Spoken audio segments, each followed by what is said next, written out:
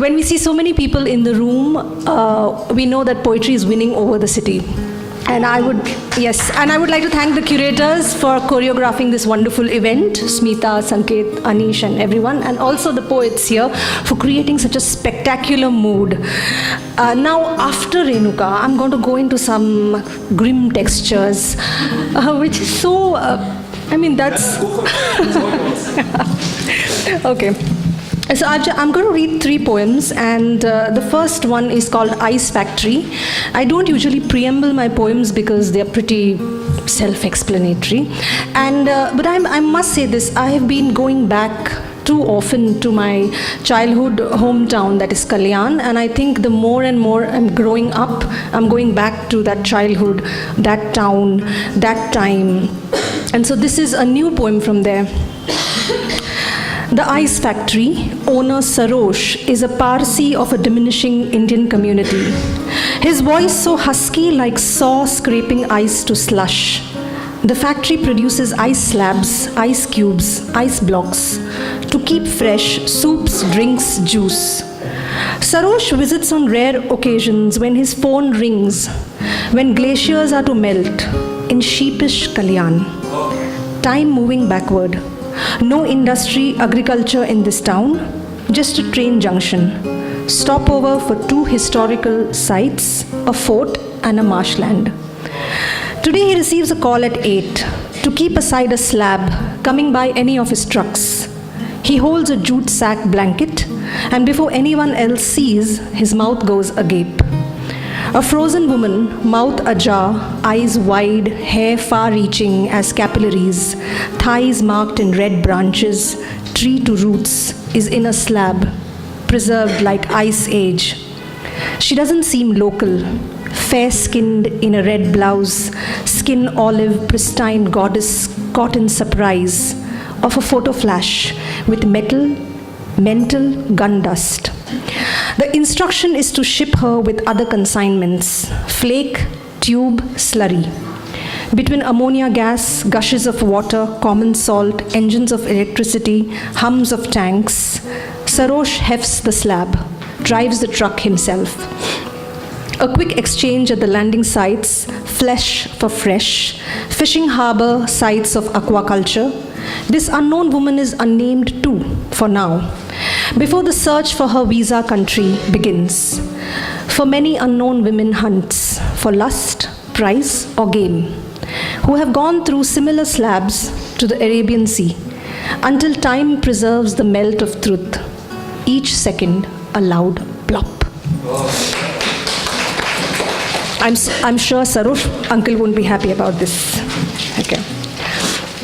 The second poem is called Confluence, and I think it got me thinking about, do natural elements also have meetings like human beings, and are they more effective than us? I think they might be, just might be.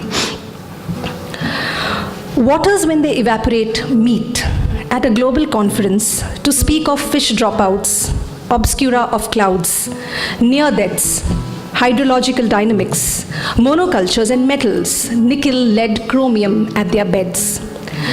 The bend is notional, water for coffee, cane, banana, paddy, mills, distilleries, fertilizer plants. The Aral Sea was water for cotton in Uzbekistan. One shirt drinking 2,000 liters, now more saline than the Dead Sea. Palm-sized, a fossil tiger's footprint.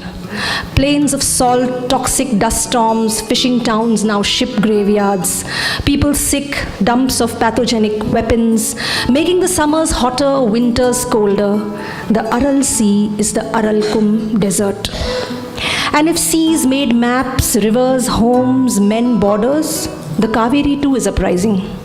One of the longest running rivers, over her water share to ripple greens, from Karnataka to Tamil Nadu, where her sand beds expand for mining, flowing from Brahmagiri on her way to the Bay of Bengal. She worries if those warring over her understand that a river is a person, like Waganui of New Zealand, ancestor of 140 years that got legal status through the longest running litigation by the Maori people, because mountains too are equal to men. And this one last third poem is called To the Raza. I had dedicated it to my friend Gayatri Chawla, who's translating the Sufi poet Sachal Sarmat's verses.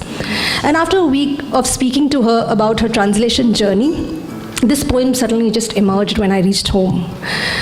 I just Googled up to see, to search more on Sarmast, and I realized he was born in the Raza and he never left the Raza. So this is To the Raza. Those who do not know history climb the Thar Express, not its brumal roofs. As hibernal winds destroy distance, cloud specters over chula smoke. From barren trees, dusk falls beneath the international train, blood seeping into benumbed fruit. The engine noise resides at 0 point station, final point of immigration, perforated edges of identity, season tickets of contraband memory. The air is nippy along the years, long checks of passport, blue-green, a stinging wait for visa in sunset gale, freezing through smokes from BD number 30, smells of kebabs and parathas under warm blankets. On the other side lies a dragnet of overused British-laid rails for trade. She peels Sachu's verses from a locket over her frayed neck, an unused key of a rusted trunk thrown into a well of hewn ancestors years ago. She quenches starlight in Sachu's suras. Where crowds are, there I am not.